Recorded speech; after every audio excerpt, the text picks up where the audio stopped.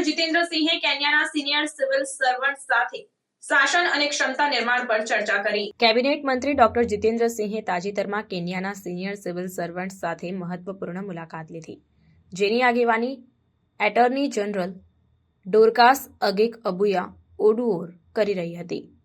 આ બેઠક વિશેષ ક્ષમતા નિર્માણ કાર્યક્રમના ભાગરૂપે યોજાઈ હતી, જેનું આયોજન national centre for good governance દ્વારા કરવામાં આવ્યું હતું અને ભારત સરકારના વિદેશ મંત્રાલય દ્વારા પ્રાયોજિત હતું।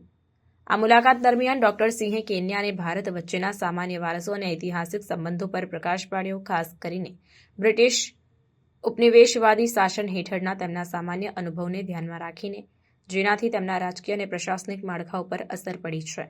તેમણે સમુદ્રી પડકારો અને વિવિધ પર્યાવરણ સંબંધિત ચિંતાઓ પર પણ ચર્ચા કરી, ટકાઉ ઉકેલો શોધવાની જરૂરિયાતને રેખાંકિત કરી। ડોક્ટર સિંહે માહિતી આપી કે એનસીજીજીએ એશિયા અને આફ્રિકાના પાડોશી દેશોના 5000થી વધુ સિવિલ સર્વન્ટ્સને તાલીમ આપી છે।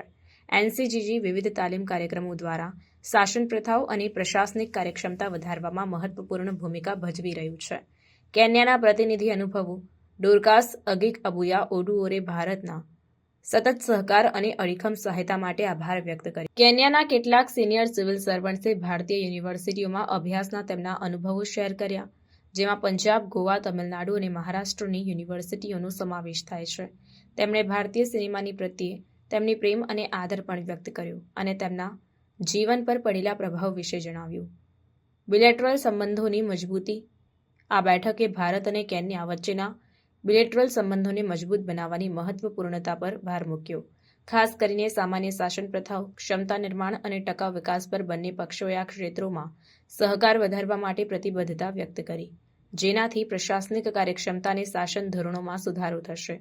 આ મુલાકાત ભારતની આંતરરાષ્ટ્રીય ભાગીદારીને પ્રોત્સાહન આપવા અને વૈશ્વિક સ્તરે ક્ષમતા નિર્માણ પહેલોને સમર્થન આપવા માટેની પ્રતિબદ્ધતાને પ્રતિબિંબિત કરે છે।